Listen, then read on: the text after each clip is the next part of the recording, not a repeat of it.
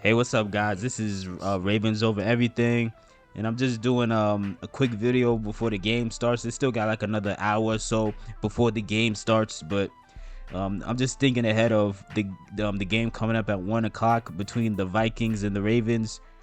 So as far as the injury report, the Vikings don't seem to be missing that many people. Like right now in the injury report, they got Anthony Barr, the linebacker, Cameron Dantzler, James Lynch, Michael Pierce, Deed Westbrook. I'm not even gonna talk about the amount of people on the Ravens that are injured. If you follow the Ravens, you already know that's just been a that's just been a nightmare in itself. So I don't even want to think about that. So as far as I'm gonna go with defense first, because I don't think either one of these teams have very good defenses. The Vikings defense is kind of is ranking more middle of the pack. Still doesn't seem to be all that great, but still they're kind of like the middle of the pack. They're allowing on average 22 points per game, 120 rush yards per game, 246 passing yards, and 367 total yards. Whereas our Ravens, man, like their defense sucks, man. Like flat out, their defense sucks, bro. And like the Ravens have the eighth worst defense in the NFL right now, man. I mean, they're not allowing that many rush yards, like, like 86 on average, but they're giving up so much through the air, man. They're allowing 296 passing yards per game and 382 total yards per game. Like I said, I think I said this in a previous video. There've been mind you, we only played 7 games so far. There's already been 3 quarterbacks to throw for 400 yards against us. Plus, when you add that Chiefs game where Patrick Mahomes threw for like 343, if you add that's like 4 games, at least 4 out of the 7 games where there's been a quarterback who has just completely just had a field day with us. So I really do think they need to step that up, especially when you're going against, like, I'm not gonna say the Vikings offense is loaded. I wouldn't describe them as necessarily loaded, but they have a respectable offense. Like they got some serious weapons, though. They got Dalvin Cook, Justin Thielen, and Justin Jefferson and Adam Thielen. That's something to really look out for. I'm really interested to see the Marlon Humphrey and Justin Jefferson matchup. I'm assuming that's who they're gonna have on Justin Jefferson, because despite Marlon getting just embarrassed by Jamar Chase a few weeks ago, he's still a Pro Bowl cornerback. And he's the best cornerback on the defense right now. So I'm assuming that's gonna be who he matches up against. Like, I'm interested to see that. I'm also interested to see who they put on just Adam Thielen. And then I'm also interested to see how well this defensive line can hold up against Dalvin Cook, man. I'm very interested to see that. On the offensive side of the ball, man, our offense is ranked pretty high this year. Like, we have like the third highest ranked overall offense, averaging 417 total yards per game, over 200 and just about 270 plus yards passing per game, 150 rushing yards per game. But Minnesota's not that far off. They're like ranked like number 7th. They're averaging 124 yards rushing per game, 270 passing yards, 394 total yards. So I'm really interested. I'm really interested in seeing how this matchup actually plays out. I still think the Ravens are most likely gonna not even most likely. I think the Ravens are gonna win, because again, if both our defenses are mid and it comes down to like just a shootout, who do I think would win in a shootout? I'm gonna put my money on Lamar. I'm gonna put my money on Lamar Jackson. So I think the final score here is gonna be about, I think it'll be about 34-23. I do believe this will probably be one of those games where Lamar is gonna probably throw for like 3 touchdowns, have like about maybe 300 passing yards. and maybe he'll rush for maybe like 60, 65 yards, and we'll see how it pans out. I saw a report a few days ago saying Sammy Watkins is back in practice, but now Rashad Bateman, he's starting to have a little issues with his groin again. So I don't know if there's been any updates on that. Hopefully everybody will get start feeling better and get on the same page soon, because we're halfway through the season now. So at this point, man, like we're again, the playoffs are going to be right around the corner at this point. So we gotta, as we get closer and closer, like to that final run, we gotta just piece together whatever we can and just make it work. So I'm hoping they all feel better and recover if they're having any serious health issues that are concerning them. But I wanted to just also talk about real quick Odell Beckham Jr. officially getting released by the Browns. I'm seeing a lot of Browns fans convince themselves that Odell was washed, and they try to convince themselves that, oh, we don't need him. And look, if you feel you don't need him, okay, that's fine, whatever. But to think that this guy is washed, you are crazy. This guy, despite having a rough like 2 years or so with being in Cleveland, this is a dude who is still in his prime. Like, do not get it twisted. You're gonna see this guy go whichever team he ends up on. He's still gonna go and he's still gonna go out there and prove that he still can play at a high level. Now, as far as the Ravens, I really want the Ravens to get him. I'm seeing a bunch of delusional Ravens fans who are trying to convince themselves that this team is loaded at wide receiver, and that's really frustrating me. Like, it is blowing my mind how many Ravens fans are this delusional. That I'm seeing people say, oh, we don't need him. Yes, we do. Yes, we do, dog. I like Hollywood. Hollywood's not better than Odell Beckham Jr. Like I said, I like Hollywood, but most likely Hollywood's ceiling is probably going to be what Odell's rookie season looked like. With all due respect. Like, let's not sit here and act as if there aren't levels to this, dog. There's no player on our team who has as high a ceiling as Odell Beckham Jr. I don't know what is wrong with these fans and why they're trying to convince themselves that, oh, we're low. We are not loaded. We are not loaded. There is a difference between being loaded and being crowded. The Ravens receiving core is crowded. It is not loaded. The Buccaneers have 3 number 1 receivers and arguably the greatest tight end of all time. That is what loaded looks like. The Rams have Robert Woods, Cooper Kupp. That is what loaded looks like. The Cardinals over the past few seasons have had Larry. I know Larry Fitzgerald isn't there right now, but still, I'm gonna still add him in real quick. They've had Larry Fitzgerald, DeAndre Hopkins, and now they got Rondell Moore, and now they also got AJ Green. That's loaded. That is what loaded looks like. Ravens fans are delusional, dog. They have no clue what they're talking about. They don't know what loaded means. Loaded means you have weapons on top of weapons on top of weapons on top of weapons. Loaded means you have several game-changing playmakers who are all on the same team, and there's nothing you could do to shut down this group of people. That is not what the Ravens are. I know you guys like James Prochet. I like James Prochet. He seems like a likable person. I know you guys like Devin Duvernay. I like Devin Duvernay. He seems like a likable person. I know you guys like all the people we have. Sammy Watkins, Hollywood, Rashad Bateman looks promising. But you guys are delusional, and you are I'm just disgusted with how many of you have convinced yourselves that we don't need a receiver who is better than all our receivers, dog. We are not loaded at wide receiver, dog. These guys are crazy. Do not listen to any of these guys who are trying to convince you that this team would not need Odell Beckham Jr. They are out of their mind.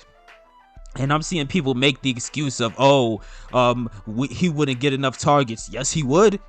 Yes, he would. Dude, Lamar spreads the ball. I've seen games where Devin Duvernay got like 3-4 targets. James Prochet got like 2-3 targets. Pat Ricard got like 3 targets. They don't need those targets. With all due respect to them, they don't need to be on this team if we got Odell Beckham Jr., dog. Who cares about them getting targets, man? Have all of those targets go right to Odell. And I'm seeing people say we don't pass the ball enough. Lamar's averaging like 32 pass attempts a game this year. That is a lot of passing. Plus, they could always pass more, dog. Hold Greg Roman accountable. Call him out. He needs to pass the ball more. I don't know how these guys have convinced themselves that Eric DeCosta is a good general manager. He is a mid general manager. He is not this, they're trying to label him as he's the Don. Oh my gosh, in EDC we trust. You guys are delusional. He's playing scared, and he's being cheap. Are you trying to win right now or not? You have a once-in-a-generation quarterback, and you are wasting the best window to win a Super Bowl by making it harder than ever, making it harder for him to play at a high level than it is for other quarterbacks. This is ridiculous. Do you see what the Rams are doing to acquire talent? They said screw the draft. They said screw the draft. Screw the picks we're gonna have for like the next 5 years in the draft. Forget about all of that. I'm pushing all of my chips in to the center of the table. I can respect that. Will it work? Will it work out? We don't know yet, but I can still respect that they are going for it right now because they recognize that they have certain players who are in their prime, and they're at a point in their team's history where they are not rebuilding. And when you're not rebuilding, the draft should not be a priority. Taking your shot at getting a Super Bowl should be the priority. And when you have, you got Aaron Donald who's still in his prime. You have Jalen Ramsey who is still in his prime. You have several players on this team who are probably as good as they will ever be. I don't know the name of the general manager for the Rams, but whoever he is, he just said, all right, cool, forget it, man. We pushing all the chips to the middle of the table. That's what Eric DeCosta should be doing, but Ravens fans have low self-esteem, low standards, and they have low expectations. They are happy and they are complacent just being relevant enough to make it to the playoffs. And that is pathetic. That is completely pathetic, dog. This is ridiculous, dog. You're not gonna look me in the eye and tell me that we have a loaded receiving core. When you look at every other playoff team, there is no playoff team. There is no team right now who is in the playoff picture who we have a better receiving core than. So how could you say something as stupid as this receiving core is loaded? Look at the Buffalo Bills and tell me who on the Ravens is better than Stephon Diggs.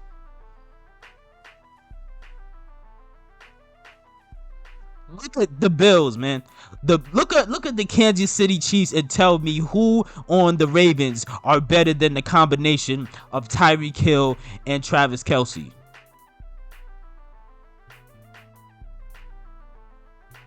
I'll wait.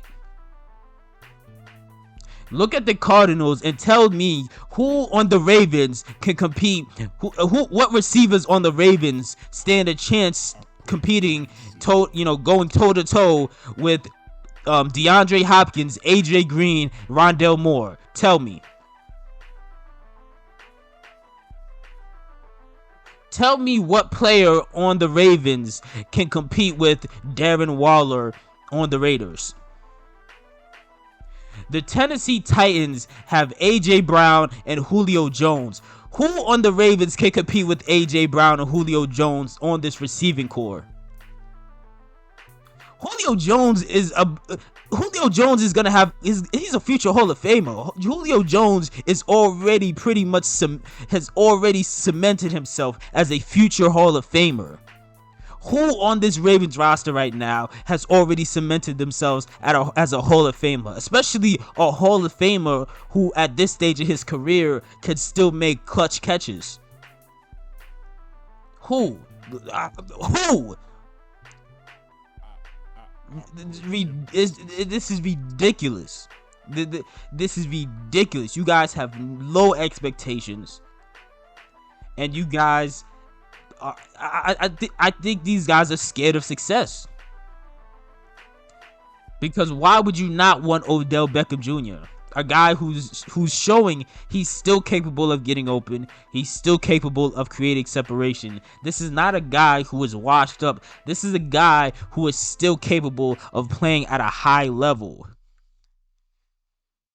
Why would you care about look, man, I don't care if you are rooting for Devin Duvernay or James Prochet. They're happy. I'm happy for them. I'm happy they made the team. I would like for them to do what they can, but at the same time, if we get an opportunity to get somebody who is far better than them, who cares about them, dog? They do not matter. And it's so laughable because some of these same fans who are talking about we don't need Odell, anytime a player like Hollywood has a bad game where he drops the ball, like in the Lions game, what are you guys saying? You guys are calling for him to be cut or traded. And you're talking about we're loaded? Name one team in the playoff picture who we have a better receiving core than. We do not. For the past several years, since Lamar Jackson has been drafted, we have not had a receiving core that could compete with other people's teams. We have not. Look at the AFC playoff picture as of right now.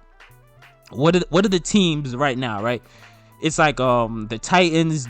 What are the teams besides the Ravens? Like it's like the Titans, the Bills, the Raiders. The Cardinals on the NFC. So it's the Titans, the Bills, the Raiders, and then of course the Ravens would be then. And then in the wild card, it would be like the Steelers, the Bengals, and the Chargers. And then like certain teams that are in the hunt, like the Chiefs and the Browns, right? We'll just use like that group of teams as examples. Let's go down that list. Like I just said, look at the Titans. You guys could be as delusional as you want. There is no combination of receivers on this team that could compete with, as far from a talent standpoint, from an ability standpoint. There's no players on this team that are competing with AJ Brown and Julio Jones. The Raiders. Who on this team is competing with Darren Waller? I want to know. I'm very curious who on this team is competing with Darren Waller.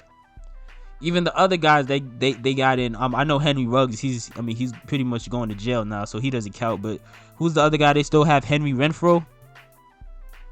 I mean, you don't even have to think about anybody else on the Raiders except Darren Waller. Nobody on this team is better than Darren Waller. Who's the next team who I listed? The Bills. Who do they have? Stephon Diggs, Cole Beasley, Emmanuel Sanders. Who on this Ravens team's competing with that? Then you look at the wild card spot, right? All right, cool.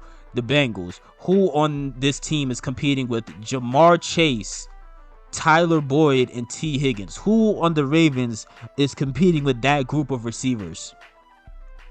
What receivers on the Ravens can compete with that group of receivers on the Bengals? We just watched the Bengals destroy us a few weeks ago, and Jamar Chase just had 200 yards on our best cornerback.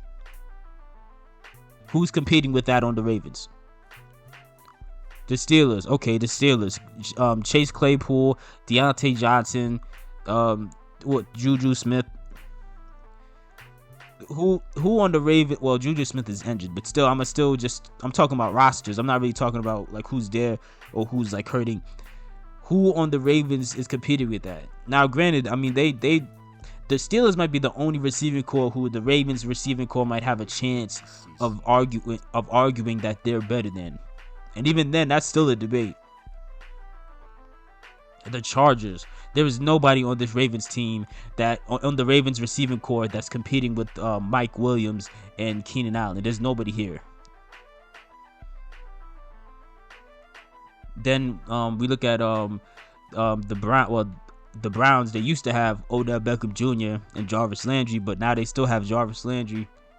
And then they also have Kareem Hunt, who's a great receiving running back. Plus, they still got solid tight ends like David Njoku. So I still don't think the Ravens would be able to compete with them. And again, then you have the Chiefs. I'm not even going to talk about the Chiefs. There's nobody on this team that's competing with Tyreek Hill and Travis Kelce. So to spread this idea that we don't need a player like Odell Beckham Jr. is ridiculous. There is no player on this offense besides Lamar Jackson who is just a playmaker who can make something out of nothing and just completely just change the game dramatically. Everybody on this offense is heavily relying on Lamar to carry this offense. And that's why if I'm Lamar, I'm not taking less than $60 million. If you want to talk to me about a contract, I'm not taking less than $60 million, dog. Because since you already want to be cheap and not pay everybody else and not pay to get the players that would help me and make things easier for me, I gotta drag this team. This team, Lamar, if I still believe we can make the Super Bowl. If Lamar drags this team in this condition to the Super Bowl and wins, that is the equivalent of Allen Iverson dragging the 01 76ers to the NBA Finals. Except Lamar actually is gonna win. So if that's the case, if you're making it that difficult for me compared to every other team who has a quarterback who they believe is their franchise quarterback, who has made sure that they've given that quarterback all the weapons he could ask for, I'm going to make sure if I'm Lamar, I take way more money than them. I'm not taking the money Josh Allen makes. Josh Allen was looking like a bust before Stephon Diggs came in. He was going nowhere. I'm not taking more money than Dak Prescott. I'm not taking less money than Dak. Dak has one of the most loaded rosters in the NFL. You want to talk about loaded? Again, y'all talking about loaded. You have no idea what loaded means, dog. Dak Prescott has CeeDee Lamb, Amari Cooper. I forgot the other guy's name, but you know who the other guy is. And then in the backfield, he got Ezekiel Elliott and that other running back who's making noise. I forgot his name, but the point I'm trying to make is that is a loaded roster. Weapons on top of weapons on top of weapons. Weapons that no matter what team they were on, these guys would be the number one receiver. Just like I use the Bucs as an example. You have Chris Godwin, Mike Evans, Antonio Brown, and then you got Rob Gronkowski. These are all players who, if they weren't on a team together, they could go to any other of the 31 other NFL teams, and they would still be the number one option. That's how good they are. With all due respect to this Ravens receiving group, there is no player on this receiving group who will go to any other contending team and be the number one guy. Hollywood is our best guy right now. I'm really happy for him. I predicted he was going to have a breakout season, and he's having a breakout season. But at the same time, even Hollywood, if he was to go to a bunch of other contending teams, he would be a second option at best. So like these guys, again, if you're listening to this, thank you for listening this far. But do not take any of these people seriously who are trying to convince themselves that we don't need a game-changing player like Odell. Shout out to Lunch Break Hot Take. They already they already summed this up better than I ever could. They already summed it up. Like, look, the Ravens, for whatever reason, they refuse to go out and acquire overwhelming talent on offense. And guess what? In this day and age in the NFL, that's what you need. Every time when you look around at one of these teams that are going far, what are they doing? They are stacking up on they are stacking up elite talent on offense. And what are the Ravens doing? They're being cheap, refusing to get anybody, looking for a bargain deal, and then expecting their franchise quarterback to just carry the load. And that's the exact reason why, if I'm Lamar Jackson, I'm not taking less than $60 million. How dare you be a cheapskate and not want to give me adequate help? And then what? You think I'm gonna take the same amount of money that Dak Prescott and Patrick Mahomes get? No. I do more than them. I accomplish more than them, and I was given less than them. I deserve more money than them. But yeah, man, that's it, man. Leave your comments and thoughts on these different things in the comment section below. Thank you for listening.